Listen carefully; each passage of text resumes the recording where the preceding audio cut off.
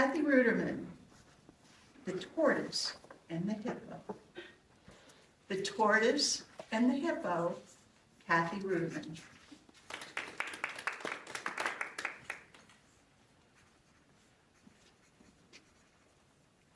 There once was a hippo, a young hippo named Owen, and he spent his days swimming up and down the river.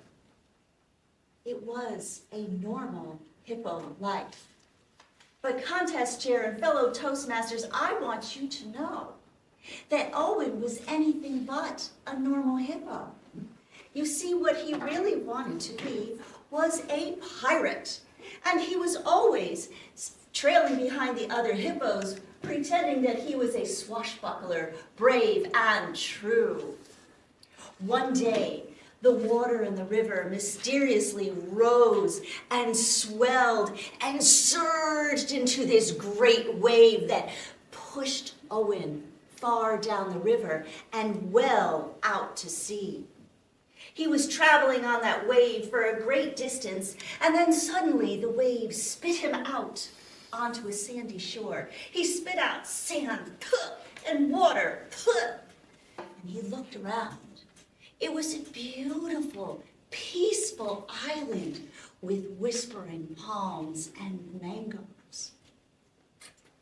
And there were seashells shimmering on the seashore. He set out to explore when suddenly there was a great booming voice. "Arrgh! Who goes there? Who trespasses on me island of solitude?" And there was a shuddering and a rumbling, and the trees parted, and out lumbered this giant tortoise onto the beach. He was as tall as the trees and just as wide. And across his one eye was a little tiny black patch. His face was withered like an ancient map. "My name is Owen, and I got lost." "Lost, eh? Well, you found me instead. Name's Mzee, former first mate of the Shellfish Revenge, the most fearsome crew that ever sailed the seven seas. Arrgh. I always wanted to be a real pirate," Owen said. Well, we were a fearsome crew, like I said. We had crabs. They were the crew, salty sea crabs, and a flamingo who thought he was a pirate, a parrot.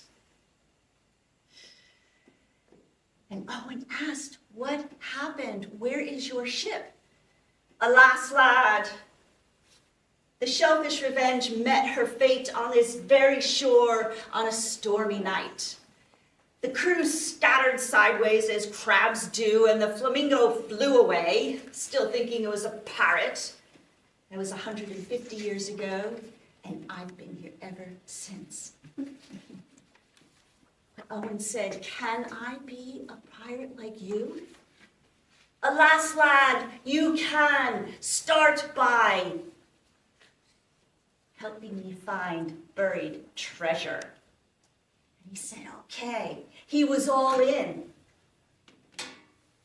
And so the very young hippo and the ancient tortoise became the most unlikely of friends. They spent their days digging for buried treasure and never finding it, and swimming in the lagoon and telling tales that grew taller with each sunset. One day, a pirate ship, a ghost pirate ship, flowed up onto their beach.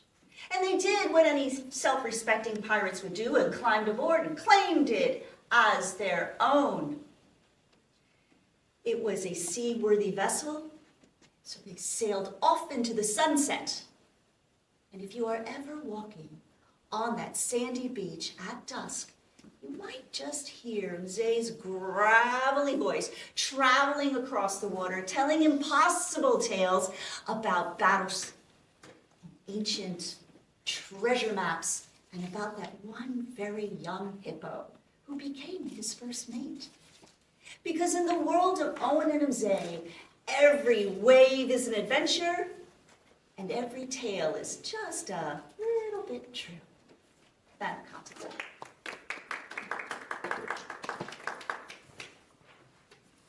Yay!